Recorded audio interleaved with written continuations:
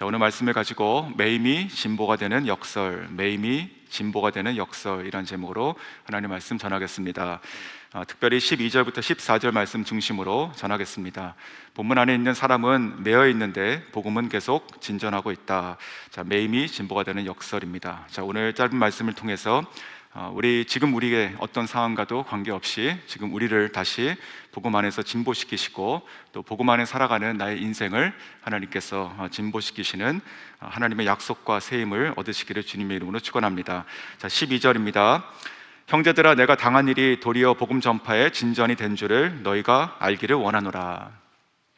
자, 형제들아 이렇게 얘기하고 있죠. 자, 이 서신을 받고 있는 지금 빌립보 성도들을 형제라고 칭하고 있습니다. 네, 그들의 믿음이 지금 사도 바울과 하나다라고 하는 것을 확신하고 있기 때문에 형제라고 얘기하고 있습니다. 어제도 우리가 믿음 안에 한 형제 자매가 있다는 것, 성도가 있다는 것이 얼마나 기쁘고 감사합니까? 서로 그렇게 나눴었는데 특별히 고난 중에 믿음과 또 은혜를 나눌 수 있는 형제 자매가 있다는 것이 얼마나 멋지고 또 큰 힘과 위로가 되는지 모르겠습니다.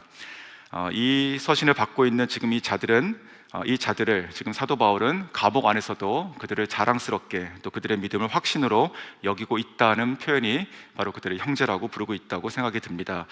저희 모두가 좋을 때건 어려울 때건 항상 그와 같이 믿음 안에서 서로 형제 자매인 줄로 또한 믿습니다. 자, 나의 당한 일이라고 되어 있습니다. 나의 당한 일. 자, 이것은 사도 바울의 1차 로마 투옥을 지금 얘기하고 있죠. 자, 당한 일은 수동태입니다. 수동태. 원해서 된 것은 아니었겠죠. 하지만 이 빌립보서 전체에 흐르고 있는 이 사도 바울의 이 기쁨이 있습니다. 이 기쁨은 결코 수동적이지 않습니다. 오히려 이 기쁨은 적극적이고 또 주도적으로 지금 취하고 있습니다. 그것은 그가 로마를 향해서 지금 부르심의 사명을 쫓아서 지금 계속 가고 있고 여기까지 스스로 온 것이기 때문에 그렇습니다. 자, 예수님도 이렇게 말씀하셨죠. 내가 이 일을 위하여 왔노라. 자, 사도 바울도 이렇게 비슷한 얘기를 합니다. 내가 가이사에게 상소하노라. 내가 그에게 갈 것이다. 이렇게 말을 하죠. 즉, 이 사명자로 살아온 이 바울의 인생도 어느덧 자기도 모르게 그 말과 행동에서 바로 예수님을 닮아가고 있습니다. 저희도 살아가면서 점점 예수님을 닮아갈 수 있는 정말 높은 경지의 신앙인을 저희가 사모하고 또 그와 같이 살아갈 수 있는 오늘 하루가 될 수 있기를 원합니다. 자, 지난 수요 예배에서도 부르심에 대한 말씀을 선교사님께서 전해주셨는데 그 부르심이라고 하는 것은 정말로 우리 인생을 명확한 방향으로 그리고 흔들리지 않는 그 믿음으로 만들어줍니다. 이것은 꼭 그 선교사가 되어서 우리가 알지 못하는 먼 곳으로 복음을 들고 나가서 그들 앞에 서야 되는 것이 아닙니다.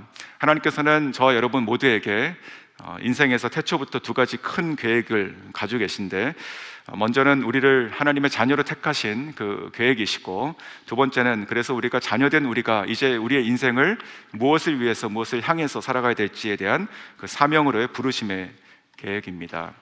자, 특별히 이 자리에 청년 여러분이 계시다면 그렇다면 여러분의 삶을 그 세상의 흐름이나 아니면 시대의 어떤 주류에 이렇게 맡기지 마시고 하나님께 기도하시고 날 향하신 그 부르심, 사명의 부르심이 무엇인지를 찾고 인생 전부를 정말 후회 없이 정말 주를 위해서 다 드리고 살아갈 수 있기를 원하고 또 저희 모두가 또 그럴 수 있기를 원합니다. 자, 복음의 진전이라고 얘기하죠. 복음의 전파의 진전. 자, 지금 이 말씀은 이 사도 바울이 지금 어떻게 자기 인생을 지금까지 살아왔는가에 대한 그 가치를 어떻게 매겼는가, 즉 사도 바울 자신의 그 가치 체계를 잘 보여주고 있는 고백입니다. 지금 자기가 옥에 갇혀 있습니다. 그것을 내가 평생 주를 위해서 살았는데 이게 뭔가? 라고 하는 억울한 일로 여기고 있지 않습니다. 자기의 지금 처한 상황을 무가치하게 실패한 것으로 여기고 있지 않고 오히려 지금 이 순간, 지금 내가 처한 이 형편이 복음의 전파에 진전을 이뤘다라고 하는 높은 가치를 지금 깨닫고 있는 것이죠. 그래서 기뻐하고 있습니다. 자, 여기서 쓰인 그 진전이라고 하는 이 헬라어의 이 원뜻은 이런 어원을 가지고 있습니다. 군대가 전쟁을 해서 길을 개척해서 그 군대가 나아가도록 진군하도록 한다, 이런 뜻의 그 단어가 지금 쓰이고 있습니다. 자, 전쟁을 하면 양쪽이 강대강으로 이렇게 대치를 하면 그러면 그 상황이 서로 1인치도 못 나가는 그런 상황이 되기도 합니다. 그렇게 서로 한 달 혹은 1년 그 이상을 전진할 수도 없고 후퇴할 수도 없고 계속 전력만 계속 잃어버리게 되는 그런 상황들이 있기도 합니다. 자, 그렇게 되면 어떻게 해서든지 내가 이 1인지를 앞으로 나갈 수 있는 어떤 돌파를 할 수 있기를 위해서 온갖 전략을 짤 것입니다. 자, 영적 세계도 같습니다. 이 복음의 진전이라고 하는 것 자체가 사실 영적 전쟁을 얘기하는 것입니다. 잃어버린 영혼을 찾겠다, 내가 하나님의 잃어버린 땅을 찾겠다, 나라를 다시 내가 찾겠다라고 하는 것입니다. 자, 내 힘으로 도저히 돌파할 수 없는 어떤 순간에 지금 직면했을 때 하나님께서는 어떤 전략을 가지고 계실까요? 많은 전략들이 있지만 그 중에 하나가 지금 오늘 이 본문에 나와 있는 이 전략입니다. 즉 매임 혹은 고난이라고 부르는 것이죠. 이 매임이나 고난 자체가 하나님의 역설의 전략이 돼서 복음의 진전을 이루고 있다는 놀라운 말씀인 것이죠. 사랑하는 성도 여러분, 그러므로 우리도 내 상황 가운데, 지금 나의 상황 가운데 너무 낙심하거나 아니면 갇혀 있지 않으시기를 바랍니다. 하나님의 전략은 사람의 지혜나 아니면 경륜 그 위에 있으십니다. 매임마저도 진전을 이루실 수 있는 분, 역설의 하나님, 능력의 하나님을 신뢰하시고 오늘도 믿음으로 굳건하게 서시길 주의 이름으로 축원합니다. 자, 바울은 지금 자기 몸으로 지금 복음의 길을 지금 내고 있습니다. 저는 이 상황과 이 표현이 너무나 지금 멋있게 보입니다. 내 당한 일, 즉 육체의 매임, 진짜 몸으로 견디고 있는 것이죠. 이 육체의 매임으로 그리스도의 복음의 이 한 걸음 진보를 내가 진전을 이뤘다라고 고백하고 있습니다. 이러한 삶을 살아가는 것은 결코 매여 있는 것도 아니고 결코 헛되지도 않고 불쌍한 인생도 아닙니다. 저희 모두도 이 바울처럼 정말 이 예수 중심, 복음 중심 이 가치 체계를 가지고 살아갈 수 있기를 원하고, 이것은 나의 것으로 빨리 더 한 살 더 어렸을 때 취해서 그렇게 평생을 살아갈 수 있는 저희와 또 저희 자녀가 다 될 수 있기를 주님의 이름으로 축원합니다. 자, 그래서 이 바울은 자기의 이 상황과 이 기쁨을 자기 혼자의 것으로 취하고 끝나는 것이 아니라 모든 듣는 사람들에게 그것을 동참시키길 원하고 있습니다. 그래서 너희가 알기를 원한다 이렇게 얘기하고 있죠. 형제들아, 지금 나를 똑바로 쳐다보라. 저는 이렇게 들렸습니다. 지금 나를 똑바로 쳐다보라. 뭐가 보이냐? 내가 지금 매인 것이 보이냐? 아니면 복음이 진전하는 것이 보이냐? 이렇게 묻고 있는 것입니다. 대단한 확신인 것이죠. 지금 이 상태는, 이 상황은 지금 초대교회 상황입니다. 그렇다면 이 바울이 받는 이 핍박과 이 위협과 두려움과 이 불안함을 지금 이 서신을 받고 있는, 혹은 그 당시 살아가고 있었던 이 초대 그 그리스도인들이 지금 똑같이 느끼고 있는 것입니다. 그러면 그들의 어떤 신앙생활의 대표 주자라고 할 수 있었던 이 바울이 결국은 투옥됐다 이렇게 볼 수 있는 것이죠. 결국 투옥됐다라는 것은 어쩌면 그들에겐 치명적인 그 낙심이 되기도 했을 것입니다. 용기를 잃게 하는 일이 될 수도 있는 것이죠. 하지만 이 바울의 이 투옥 자체가 지금 그들에게는 복음의 승리로 된다는 것이죠. 패배가 아니라 승리가 되는 것입니다. 이 사단도 이러한 틈을 타가지고 교회와 성도를 무력화하고 싶어 했을 텐데, 그러나 이 바울에게 있어서는 오히려 자기를 똑바로 쳐다보라 라고 얘기하고 있는 이 확신이 있다는 것이죠. 자, 이 믿음이 경고케 되고 있는 이 역설의 상황이 어떻게 나오고 있는가? 그것이 바로 13절과 14절입니다. 이러므로 나의 매임이 그리스도 안에서 모든 시위대 안과 그 밖의 모든 사람에게 나타났으니 형제 중 다수가 나의 매임으로 말미암아 주 안에서 신뢰함으로 겁없이 하나님의 말씀을 더욱 담대히 전하게 되었느니라. 자, 먼저 지금 바울은 이 바울의 매임이 그의 곁에 있었던 그 시위대 안에 있는 사람들에게 복음의 진전으로 드러났다 이렇게 지금 고백하고 있습니다. 로마 군인들은 지금 바울을 잡고 있습니다. 그를 감시하고 있어요. 하지만 이 바울은 잡혀 있지 않습니다. 힘으로 눌렀는데 바울 안에는 평안과 그리고 기쁨이 있고 자유가 있습니다. 바울은 불쌍한 인생이고 또 소망이 끊어진 인생처럼 보였는데, 오히려 이 바울이 하는 말이 그를 잡고 있는 이 시대 아래에 있는 사람들에게 오히려 그들을 변화시키고 그들을 살리고 있다는 것이죠. 자, 이런 식입니다. 자, 이런 이 바울의 그 자기 주변 사람들에 향한 그 복음의 위력을 나타내는 이 현상들, 사실 이것을 더 정확하게 보여주고 있는 것은 이 사도행전 후반부의 전체 이야기라고 볼 수 있습니다. 예루살렘으로 들어와서, 그러니까 3차 전도 여행을 마치고 예루살렘으로 돌아와서부터입니다. 그 예루살렘을 돌아와서 이 결박당합니다. 바리새인들에게, 그리고 대제사장에게, 백부장에게, 천부장에게, 또 벨릭스, 또 베스도 총독에게, 아그리빠 왕에게, 나중에 그가 로마로 압송돼가는 그 배 안에서 또 광풍을 만나가지고 파선해서 섬에서 이 모든 과정을 계속 거치면서 이 바울은 연속적으로 더 강한 그 압박과 그리고 결박을 계속 당하게 됩니다. 하지만 그럴 때마다 이 바울은 더 큰 상대를 만날수록 더 그 마음 가운데 믿음의 확신이 더 커지고, 그리고 하나님께서 그를 통해서 그 주변 사람들에게 그 복음의 능력과 그 위력을 발휘하는 것도 훨씬 더 커집니다. 그래서 이 바울의 인생, 특별히 후반부를 보면 그의 삶은 더 압박되고 더 깨지는 것처럼 보이지만, 그 가운데 이 바울은 점점 더 강철의 사람이 되고 점점 더 거인 같은 사람으로 되고 있는 것이 바로 사도행전 그 후반부의 이야기입니다. 자, 주변 사람들을 이 다 그를 보고 놀라고 변화되고 주님을 믿는 역사들이 나타났던 것이죠. 사랑하는 성도 여러분, 우리도 이 매임이 우리 삶 가운데 여러 가지 종류의 그런 압박과 매임들이 있을 것입니다. 그럴수록 저희가 더 전진할 수 있는 것은 바로 이 복음의 사람들이기 때문에 그런 것이죠. 저희가 그 상황이 우리의 형편과 인생이 점점 힘들고 어렵다 하더라도 저희는 이 바울처럼, 이 마지막의 모습의 고백처럼 더욱더 복음으로 확신을 가지고 더 기뻐하고 강한 복음의 사람들이 될 수 있기를 원합니다. 누구보다도 먼저는 오늘 이 12대 안에 있는 사람처럼 우리 생활에 만나는 그 생활 반경 안에 있는 그 사람들에게 나를 통해서 하나님께서 복음을 노출시키시고 결국은 그들을 구원받게 하실 수 있기를 주님의 이름으로 축원합니다. 자, 나아가서 이 시위대 바깥의 사람들에게도 복음이, 이 바울의 매임은 복음의 진전을 이루게 됩니다. 즉 확장인 것이죠. 자, 14절입니다. 형제 중 다수가 나의 매임으로 말미암아 주 안에서 신뢰함으로 겁없이 하나님의 말씀을 더욱 담대히 전하게 되었느니라.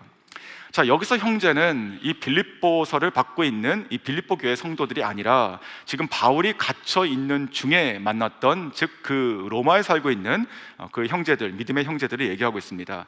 자, 이들도 정말로 목숨 걸고 예수 믿던 사람들입니다. 당시에 그 초대교회 그 초대 그리스도인들, 특별히 이 로마에서 믿는 사람들입니다. 그래도 목숨 걸고 예수 믿고 있던 사람들이에요. 근데 그 상황 가운데 그들이 소문으로 듣고 있었던 그 믿음의 큰 스승이었던 이 바울이 왔고, 그 바울은 지금 잡혀 있고 지금 꼼짝없이 매여 있는 것이죠. 그런데 이게 기적인 것입니다. 근데 그 사건이 지금 자기가 살고 있는 이 지역에 위대한 그 믿음의 거장이 왔는데 지금 저기 잡혀 있다. 근데 이 사건이 그들에게 낙심이 아니라 오히려 그들의 믿음의 확인이 됐다, 이 말씀입니다. 자, 즉 이 바울의 투옥 사건은요, 이 표면적으로 보면 실패고 우리가 믿는 것이 끝이 여긴가, 나도 저렇게 되는가, 이렇게 볼 수 있는 것인데, 그게 아니라 나도 저렇게 된다 하더라도 내가 주를 믿겠다라고 하는 그 자신의 삶의 그 믿음으로 자신의 삶을 던져버리게 되는 그런 놀라운 능력이 되고 있다는 정말 놀라운 사실을 지금 얘기하고 있는 것이죠. 이 바울이 갇힌 것을 보며 오늘 말씀 그대로입니다. 이들은요 더욱더 주님을 신뢰하는 자가 됩니다. 내가 지금 믿는 것이 맞나? 라고 하는 이런 의문이 아니라 내가 믿는 것이 맞다, 그리스도가 살아가시고 그리스도가 보인 저 복음의 능력이 저것이다 라고 하는 것을 보게 되는 것입니다.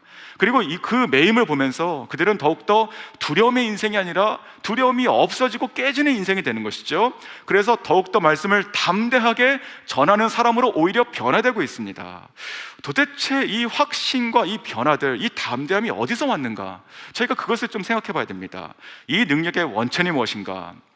성도님들, 그런 사람 되고 싶으십니까? 그런 사람 되고 싶으십니까?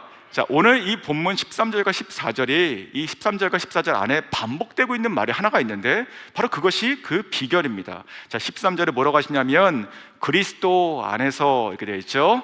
그리고 14절에는 주 안에서, 똑같은 말입니다. 네, 그러니까 이 사도 바울의 매임을 통해서 오히려 담대히 하나님 말씀을 더욱 전하는 자들이 생기는 그 믿음이 어디서 왔는가? 바로 주 안에서 왔다는 것이죠. 주 밖에서는 불가능하다, 그리고 내 안에서도 불가능하다, 이제 그 말입니다. 주 안에서. 자, 이 말씀을 어제 묵상하는데 저한테 이 말씀이 마치 살아서 이 말씀이 그대로 이루어진 것처럼 여겨지는 하나의 그 구약의 놀라운 장면이 떠올랐습니다. 구약에 바로 다니엘의 세 친구 사건입니다. 다니엘의 세 친구. 자, 그들은 그 믿음 때문에 그 풀무불이 7배나 막 타오르고 있는 그 용광로 속으로 들어갔던 사람입니다. 잘 아시는 이야기죠. 그 사드락과 메삭과 아벳느고입니다. 그들은 그 느부갓네살이 세웠던 그 금신상에 절하지 않게 됩니다. 그래서 그날 그들은 정말로 죽을 운명에 처하게 됩니다. 그냥 끝입니다, 여기가. 하지만 그들은요 뭐라고 고백합니까? 하나님께서 우리와 함께 하신다. 그렇죠? 그리고 우리가 살 것인데 그리 아니하실지라도 우리가 당신의 우상에 절하지 않겠습니다. 그러면서 감사하다고 얘기합니다. 즉 여기서 감사는 내 죽음마저도 하나님께 감사합니다. 지금 이 얘기입니다. 굉장한 믿음인 것이죠. 그래서 어떻게 됩니까? 풀무불에 던져지게 됩니다. 저는 이렇게 표현을 바꾸고 싶습니다. 이건 그들이 던져지는 수동적인, 물론 그렇게 된 건데 그게 아니라 그들의 믿음으로 결단해가지고 들어간 적극적인 주도적인 던져짐이었습니다. 그러니까 저는 이렇게 표현하고 싶습니다. 그렇게 믿음으로 고백하고 이 세 사람은 풀무불로 다이빙에 들어갔다, 이렇게 다이빙해서. 그러니까 억지로 살라고 하다가 그냥 어떻게 들어간 것이 아니라 내가 죽더라도 감사합니다 그냥 하고 떨어져 버린 것이죠. 근데 그 순간에 하늘에서는요 또 한 사람이 떨어집니다. 거기에 제가 표현을 하는 거예요. 그 세 명이 떨어지는 그 다이빙에서 내가 풀무불에 들어가는 그 순간 저 높은 하늘에서 그들의 믿음을 보시고 한 사람이 더 확 들어와서 계신데, 그것이 바로 성경에 표현되고 있는 네 번째 사람입니다. 네 번째 사람. 그 네 번째 사람은 하나님의 사자 혹은 예수님으로 보게 되는 것이죠. 즉 이 사드락과 메삭과 아벳느고는요 지금 풀무불 속에 있어요. 근데 그 풀무불 속에서 누구랑 있습니까? 그 네 번째 사람과 지금 같이 있습니다. 그래서 결국 그들은요 이 네 번째 사람 안에서 머리카락 하나도 타지 않고 불 속에서 살아서 걸어 나오는 기적의 사람이 된다는 것이죠. 자, 그렇다면 우리가 성경에 나와 있지 않지만 합당한 질문할 수 있습니다. 이렇게 살아나왔던 세 사람은요, 세 사람은 평생의 인생을 살아가면서 어떻게 살아갔을까요? 그들의 믿음이 흔들렸을까요? 그들이 두려워하는 것이 있었을까요? 없었을 것입니다. 전혀.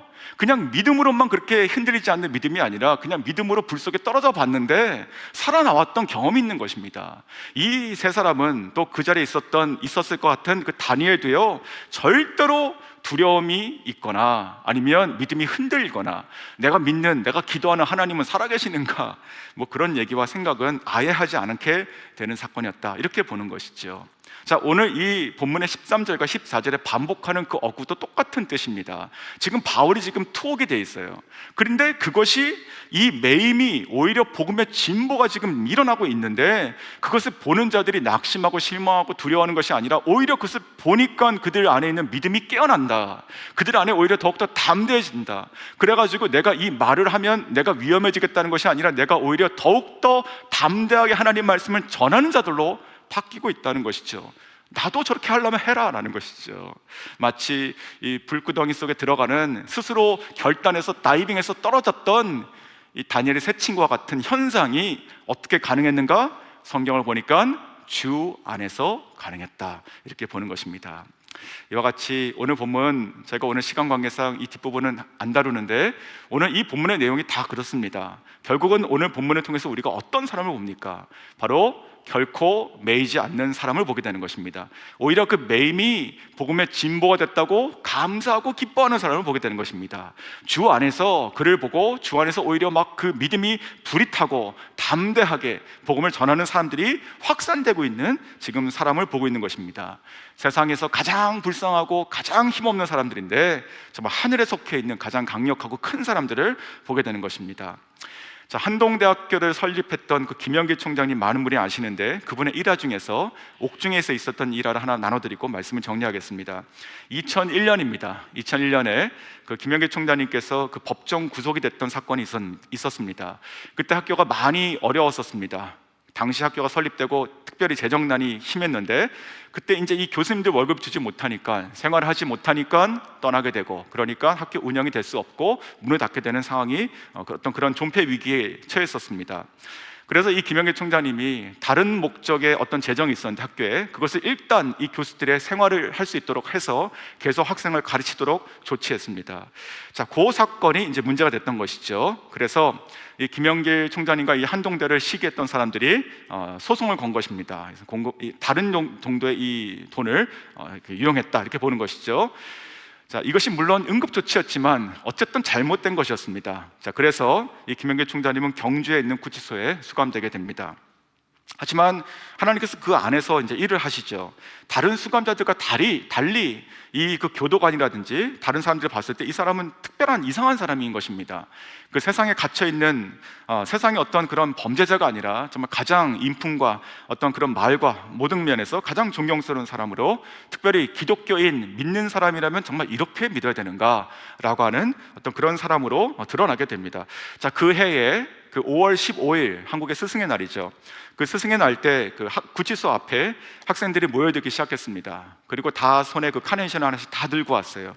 사람들이 계속 모였습니다. 줄을 서가지고 구치소 앞에서 큰 소리로 그 스승의 은혜의 그 노래를 불러드렸습니다. 당시 그 경찰들 또 그 교도관들은요 굉장히 긴장했습니다. 왜냐하면 이것이 그 무리로 와가지고 어떤 시위하는 것처럼 어떤 학생들의 그 대형 집회로 보였기 때문에 그런 것이지요. 하지만 학생들은요 끝날 때까지 아주 질서정연하게 모든 것을 마치고, 그리고 자기가 머물렀던 그 자리에 작은 쓰레기 하나도 남기지 않고 다 가져갔습니다. 자, 그런 모습을 보며 이 교도관들이 굉장히 감동했다는 그런 기록도 있습니다.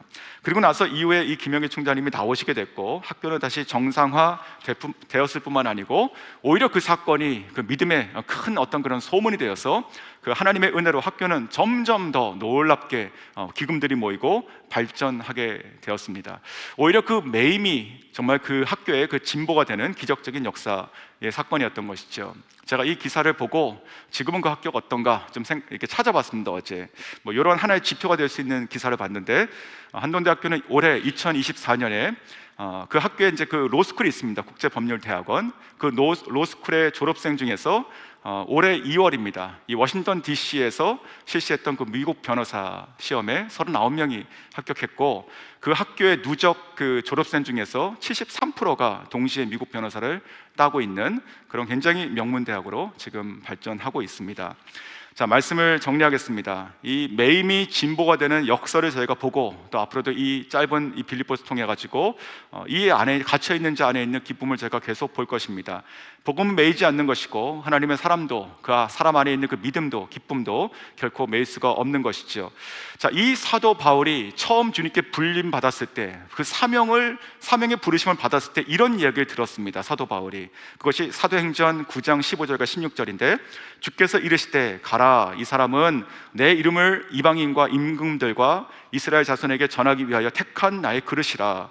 그가 내 이름을 위하여 얼마나 고생을 받아야 할 것을 내가 그에게 보이리라. 이것이 시작이었어요. 이것이 그가 눈이 떠질 때 들었던 처음 시작.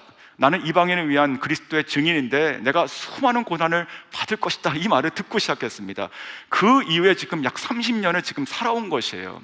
그리고 나서 그는 지금 영광스럽게 이 말씀하신 대로 살았고, 말씀하신 대로 로마 감옥에 지금 들어가서 이 빌립보서를 쓰고 있습니다. 자기 인생을 그렇게 담대하게 얘기하고 있는 것이죠. 12절과 18절 읽어드리고 마칩니다. 형제들아, 내가 당한 일이 도리어 복음 전파의 진전이 된 줄을 너희가 알기를 원하노라. 18절, 무슨 방도로 하든지 전파되는 것은 그리스도시니 이로써 나는 기뻐하고 또한 기뻐하리라. 아멘.